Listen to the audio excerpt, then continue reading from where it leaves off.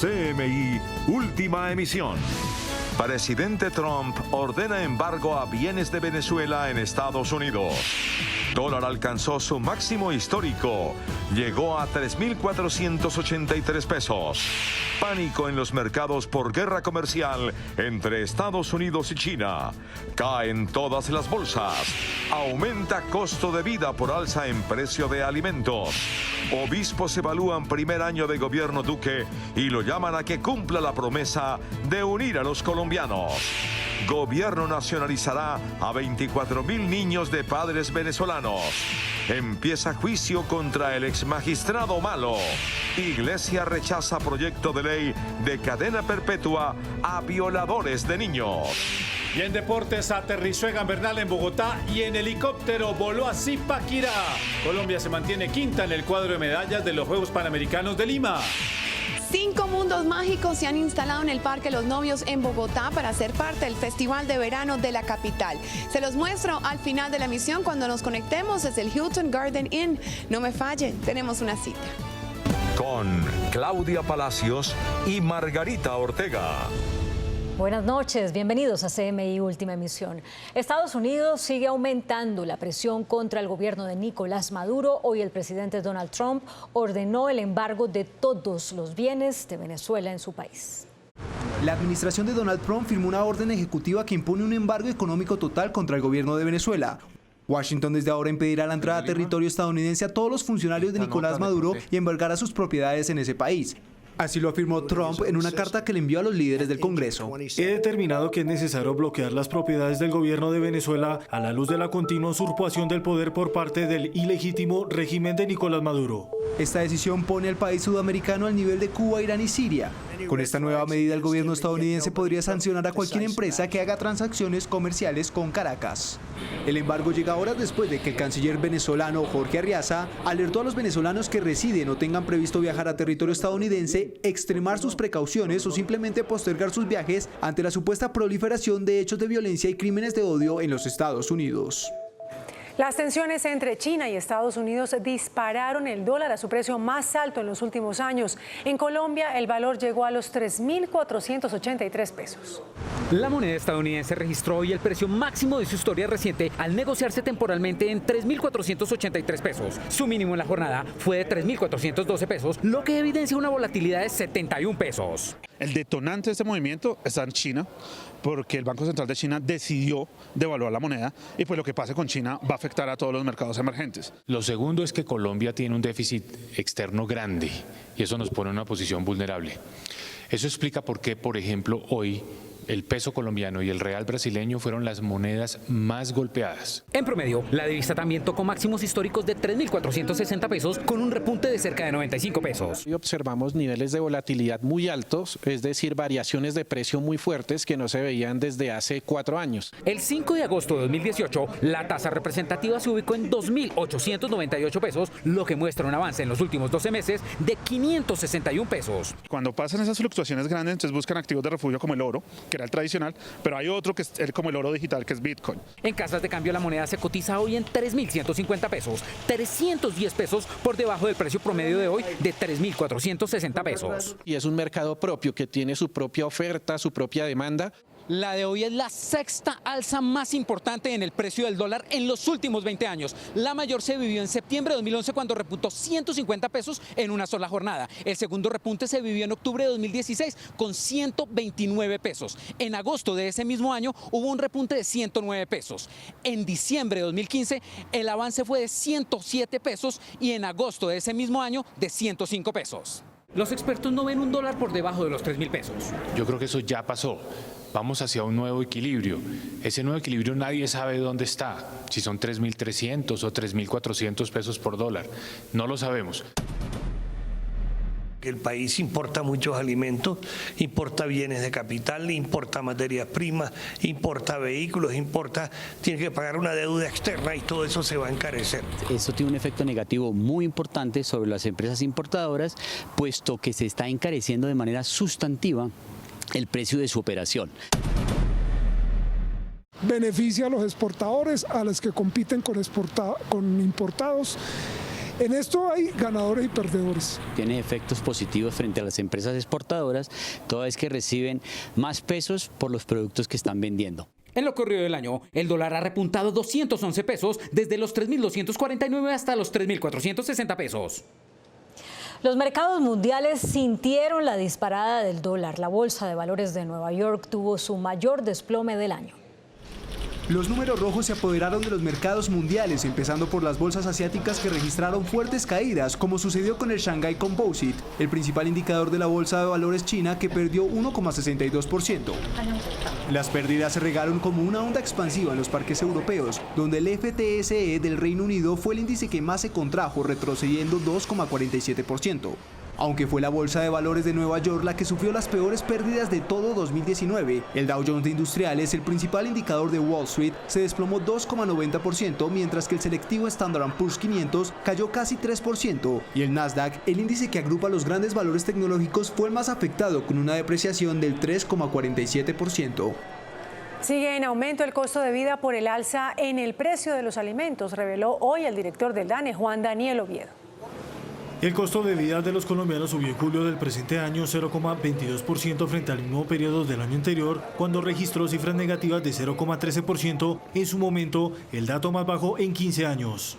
Sin embargo, el panorama para este año cambió como consecuencia de un aumento en el precio de los alimentos, en especial en productos como frutas, el arroz y la cebolla, los cuales podrían asociarse a la crisis por el cierre de la vía al llano. Es nuevamente un incremento sucesivo frente al que vimos en el mes pasado, en el mes de junio.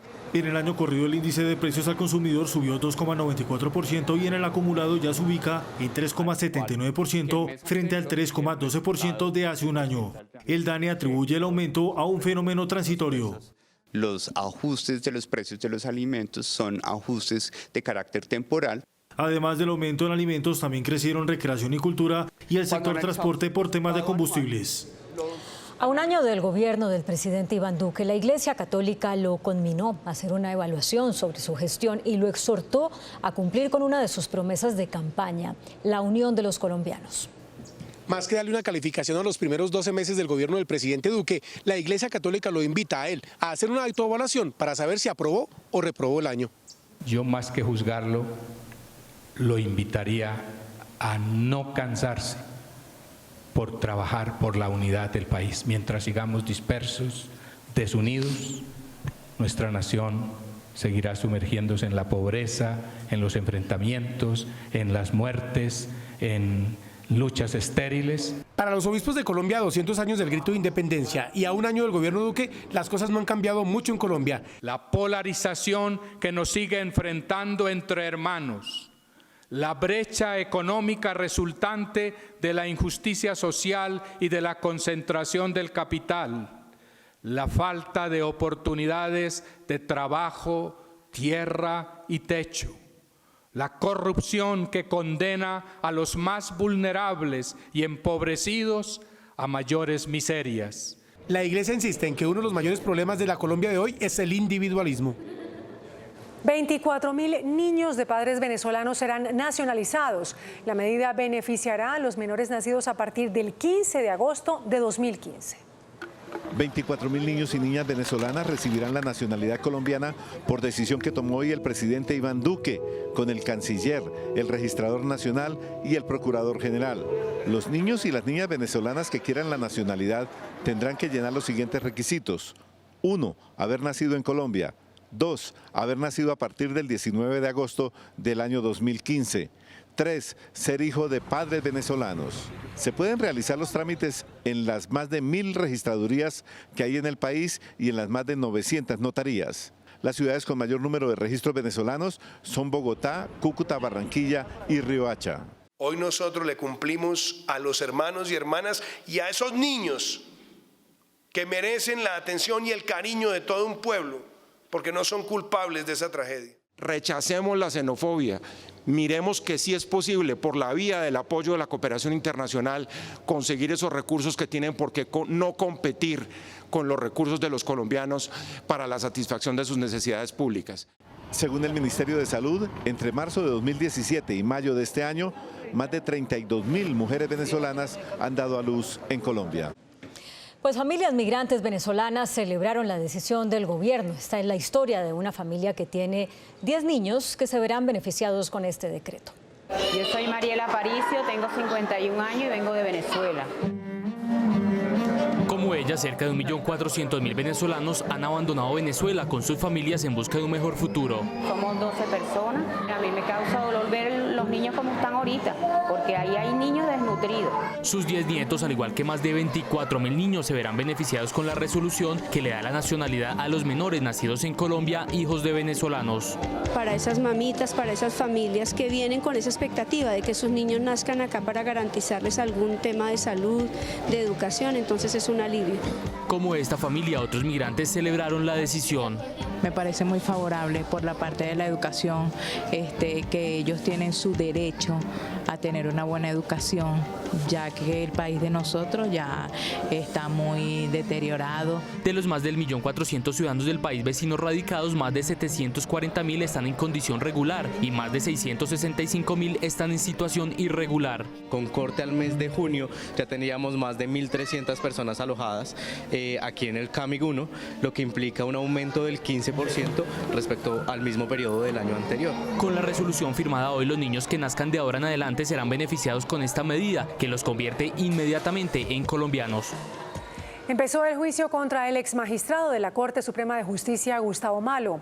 En su primera declaración negó haber tenido alguna relación con el exfiscal Luis Gustavo Moreno. Malo Fernández aseguró que el exfiscal es experto en manipular y tergiversar. Yo con el doctor Luis Gustavo Moreno jamás tuve trato. También señaló que jamás los exmagistrados Francisco Ricaurte o Leonidas Bustos, implicados en el caso, le hicieron algún ofrecimiento indebido. Jamás el doctor Ricaurte me insinuó, me sugirió, me preguntó, como tampoco lo hizo el doctor José Leonidas Bustos, ni ningún otro magistrado de la Corte Suprema de Justicia, por procesos a mi cargo.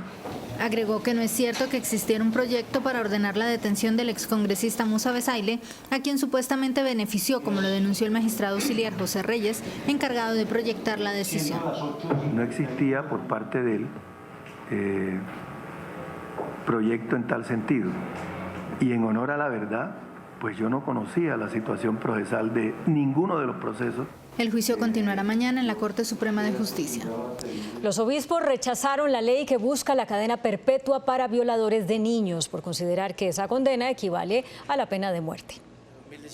El pronunciamiento de la Iglesia Católica se hace justo cuando en el Congreso de la República hace trámite un proyecto de ley que respalda al Gobierno Nacional para imponer la cadena perpetua a los violadores de niños. En el Catecismo de la Iglesia Católica aparece el tema de la cadena perpetua como una forma más de pena de muerte.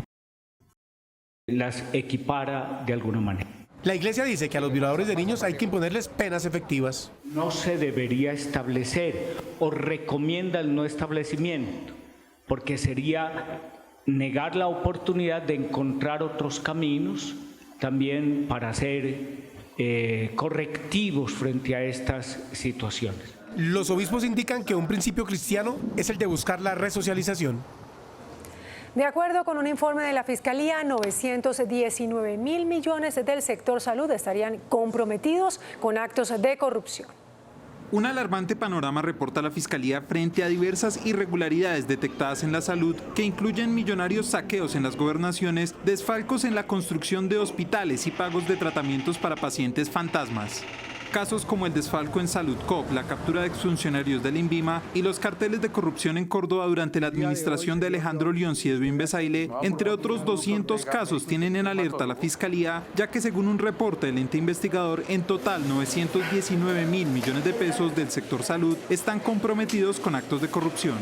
Uno de los sectores que más recursos públicos tiene en nuestro país, que más asignación de presupuesto tiene, y eso hace que el botín, por decirlo de alguna manera, sea mucho más atractivo para quienes quieren abusar de esos recursos. Desde 2016, 250 personas han sido procesadas por irregularidades en el sector, de los cuales 151 de ellos son funcionarios y 99 son contratistas. Una redada contra las bandas dedicadas a la extorsión llevó a cabo la policía en 22 departamentos. 155 personas fueron capturadas. La operación se llevó a cabo en Bogotá, Medellín, Magdalena Medio, Cali y norte de Santander. Allí fueron capturadas 155 personas por el delito de extorsión, hurto y homicidios. A las personas capturadas les fueron imputados delitos de extorsión, de desplazamiento forzado, de concierto para delinquir, de homicidio. Estas personas, según la Policía Nacional, pertenecen a grupos armados ilegales como el ELN, el Clan del Golfo y las disidencias de las FARC. Que los delincuentes continúan extorsionando desde las cárceles, especialmente desde la Modelo, la Picota, la cárcel de Buga y la cárcel de Picaleña. La policía aseguró que habrá un refuerzo en las cárceles para evitar la reincidencia en este delito. Colombia tiene 400.000 pacientes que padecen trastornos mentales, siendo esta la primera causa de enfermedad en el país. En Colombia, de acuerdo con el Ministerio de Salud, por el estigma que producen las enfermedades mentales, hay un subdiagnóstico de unos 400.000 pacientes. Porque hoy la salud mental está, digamos, categorizada como la segunda causa de enfermedad en Colombia, pero la verdad es que estamos seguros que está subdiagnosticada y debe ser la primera causa. Por eso, el Ministerio decidió impulsar una política nacional de salud mental para pacientes con depresión, pánico, fobias o ansiedad generalizada. Les da angustia reconocer que tienen temas de salud mental. Si usted dice, hombre, quiero ir al psiquiatra, le dicen, es que está loco. O quiero ir al psicólogo, es que se enloqueció, ¿sí? Y eso no es verdad. El MinSalud reveló que 22 departamentos fueron priorizados, fomentando acciones preventivas y de detección temprana. Entre las consecuencias de las enfermedades mentales figura el incremento en las tasas de suicidio según el Ministerio de Salud.